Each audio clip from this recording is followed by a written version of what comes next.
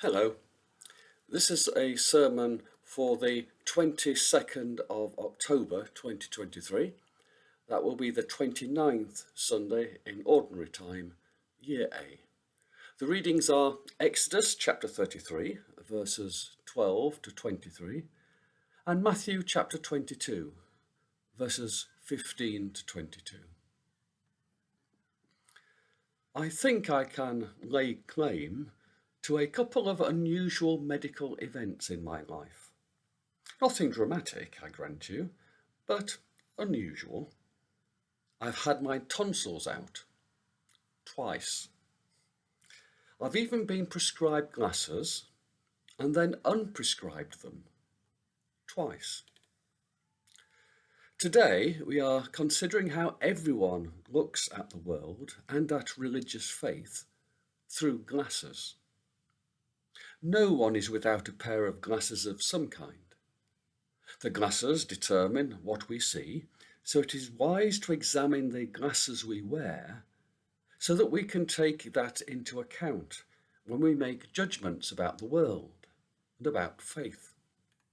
The glasses I refer to are cultural and political glasses.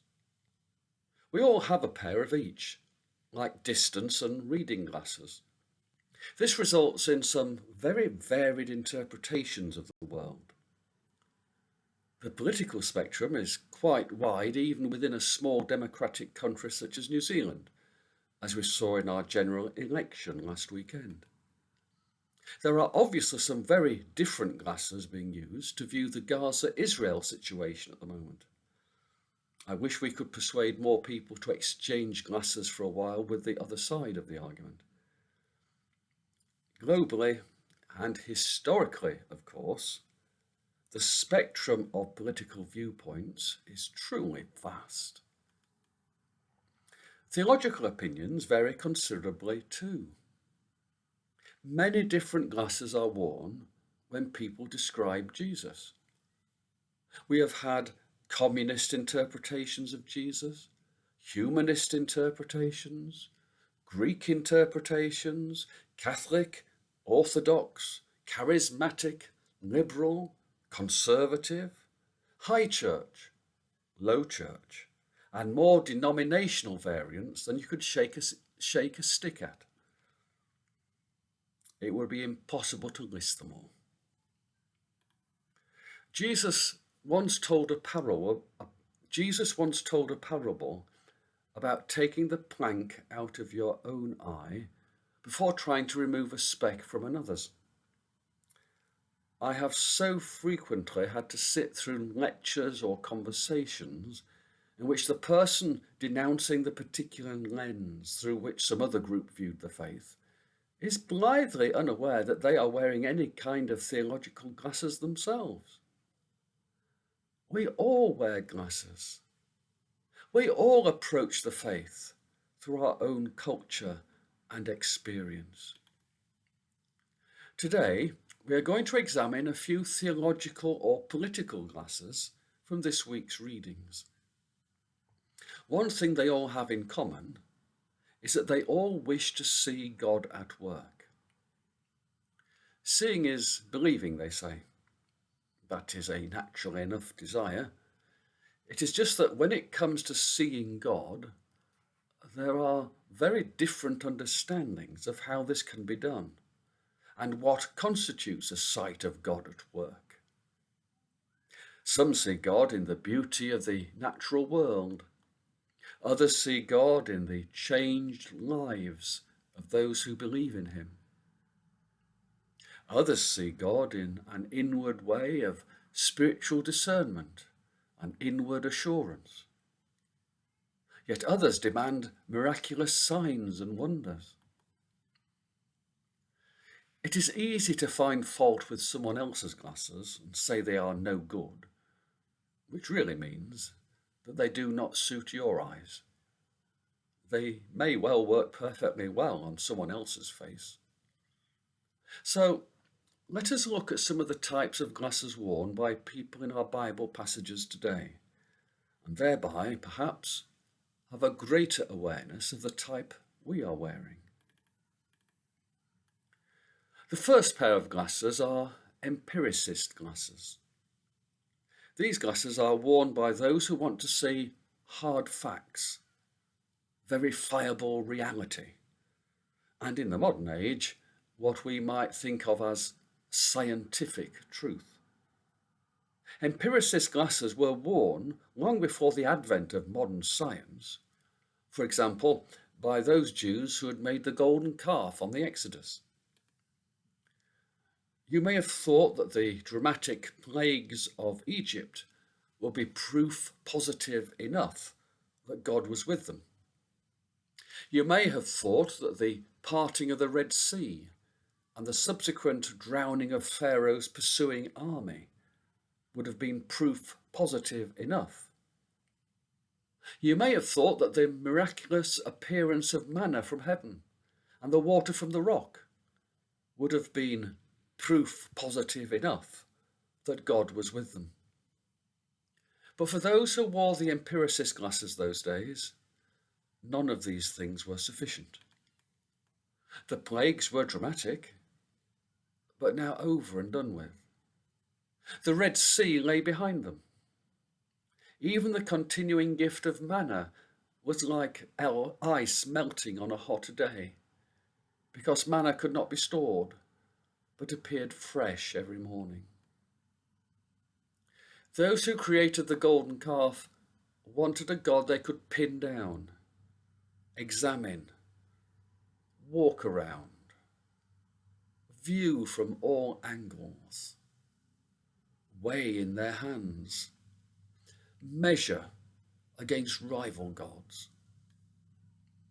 In modern times, such glasses have produced various theological traditions which have reduced the unknown and unknowable nature of God to human categories we can understand. Externally verifiable proofs of God are what such people look for, rather than more ethereal inward feelings or changes of heart. This type of glasses produces political interpretations of Christ, social justice and liberation theology brands of faith, which have been so very popular since the Enlightenment to present times. God has to measure up to our modern categories of truth. Anything that doesn't fit our highly focused but narrow worldview is to be consigned to mythology, legend, or psychology. The second type of glasses being worn are those worn by Moses. Here's a man who sees God in a burning bush, who talks to God, argues and pleads with God, expects God to reveal himself in signs and wonders. Moses has a stick that turns into a snake. He forges a path across the Red Sea. He strikes a rock for water and pleads for manna from above. He demands to see God's glory. He has little sympathy for those wearing the empiricist glasses. His glasses are the glasses of the mystic, the person for whom feeling their religion takes precedence over seeing or understanding their religion. Feeling and spiritual encounter precede understanding for Moses. All that Moses needed was the inner assurance that God would go with them. He demanded no externally verifiable proof. The private assurance of being allowed to see God for himself was sufficient. I believe Wesley wore a similar pair of glasses. Reason was the tool by which experience of God was subsequently evaluated. But inward experience came first. The strangely warmed heart came first. Turning that into a way of life or a program for mission came after. For empiricists, the lens of inward feelings just gets in the way and only obscures their clear-sighted view and are considered too subjective and fickle. The third type of glasses today are those being worn by the Pharisees. They could see God supremely in the minutiae of the law. In every clause and caveat, they could discern God's will and find God by fulfilling that obligation in every detail. The glasses of the Pharisees have been worn long after the Pharisees themselves disappeared from history. They are the glasses of institutional conservatism and legalistic morality and scriptural fundamentalism. History is littered with such groups. Their attitude is that others are too lax, too laissez-faire about God, too prone to take liberties and to abuse God's grace. Various religious sects, monastic orders, puritanical churches have borrowed the Pharisees' spectacles. The early years of Methodism in the band and class meetings were in danger of going down this road too. It was only the rapid expansion of Methodism that saved them from this danger.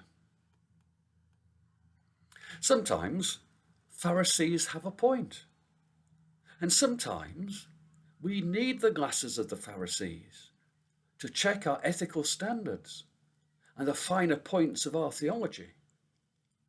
But their great disadvantage is that they cannot cope with the bigger picture. They also struggle to cope with change. Like reading glasses are good for close-up work, but hopeless for driving the car or watching a movie, so too the Pharisees' glasses fail to take in the bigger picture of God's kingdom, and they just cannot see wood for trees. So they could see God in tithing their cumin and mint, but could not see God at work in Jesus healing the sick on a Sabbath. The Pharisees were definitely anti-Roman as well as anti-Jesus, because the Romans were pagans who trampled roughshod over their fine Jewish scruples. Lastly, the glasses worn by the Herodians were different again. They were anti-Jesus, but for different reasons to the Pharisees, and their political glasses were pro-Roman. The Herodian party were backers of the ruling dynasty. At Jesus' birth, King Herod the Great ruled Israel. He was neither Jewish nor a king. That is why he was so brutal towards any possible rival. He killed members of his own family, as well as the boys at Bethlehem. Herod had been installed over the heads of the local population by the Romans, and he engineered the Roman Senate to designate himself to be called king. Herod, like his father before him, had powerful friends in Rome. By Jesus' adult years, Herod's kingdom was being ruled by his sons, each son having their own region to govern. Herod Antipas was the best known of these. The Herodians wore political spectacles. They were pro-Roman and were benefiting from the Roman occupation. They didn't see Jesus as a false Messiah because they didn't want a Messiah of any description. Jesus was just a political problem for them, who risked stirring up the people against Rome. At least that is what they feared from anyone who had been acclaimed Messiah. Judas the Galilean, a one-time claimant of Messiahship, had basically led a tax revolt against Rome. He had rebelled against Quirinius' census, which was designed to create a register for taxation. It was Judas the Galilean who had created the Zealot party, which the Herodians viewed with ever-increasing anxiety. That is why they test Jesus on paying taxes to Rome. Is he the same as Judas the Galilean? Politics were in turmoil during Jesus' ministry.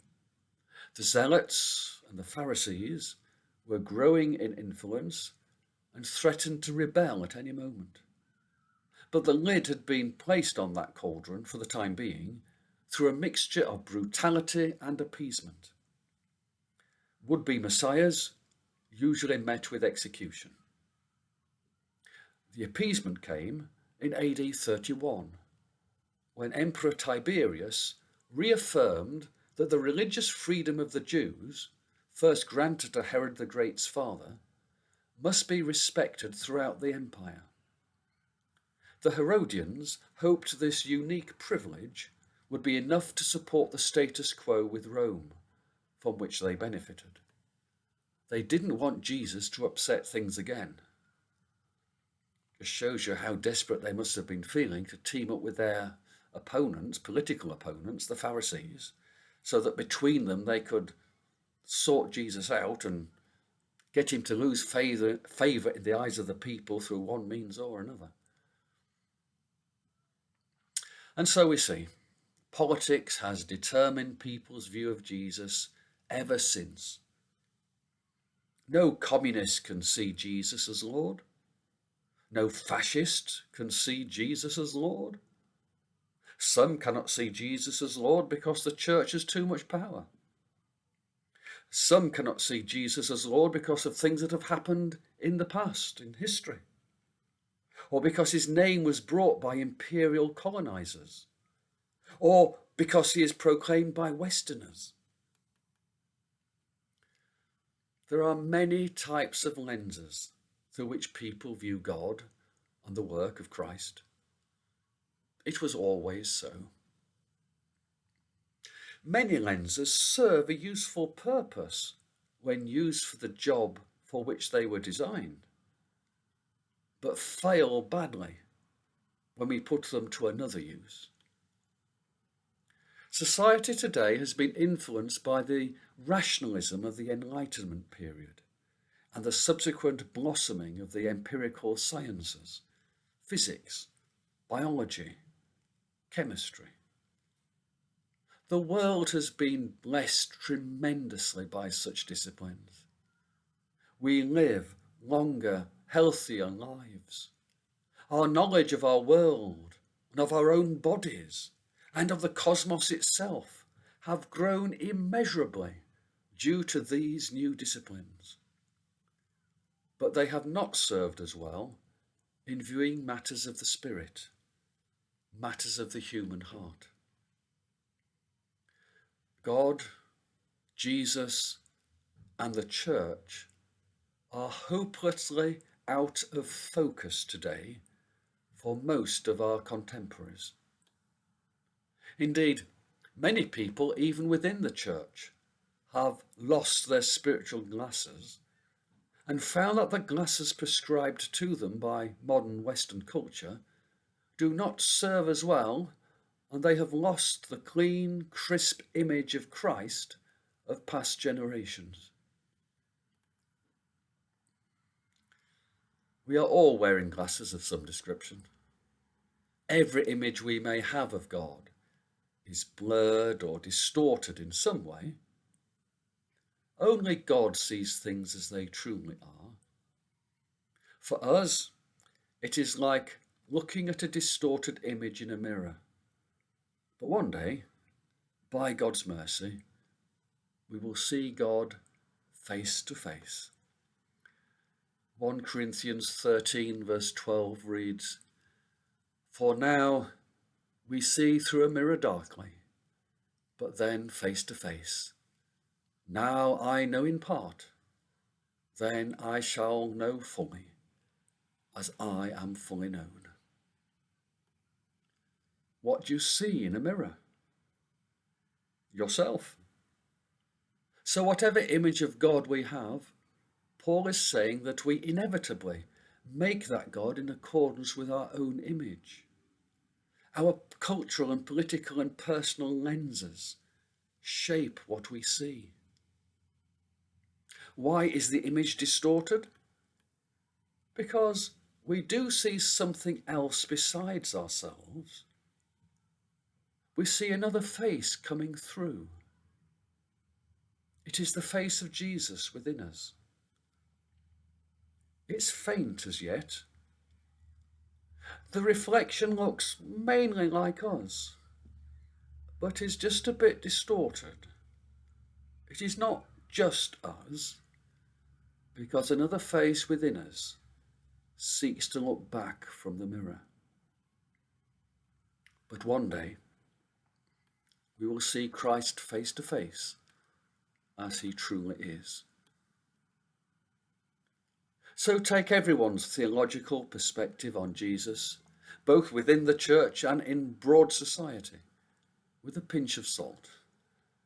And that includes your own image of Jesus and the faith. No human being sees things without the distorting effects of culture and politics and personal experience. Be guided by the long traditions and broad experience of the major church bodies. They have had access to most lenses available over the years and are free from some of the worst distortions of any individual lens. And whatever you do, don't make the mistake of thinking that you're the only one not wearing any glasses. Your theological, political, and personal lenses may not be obvious to you, but they are to everyone else.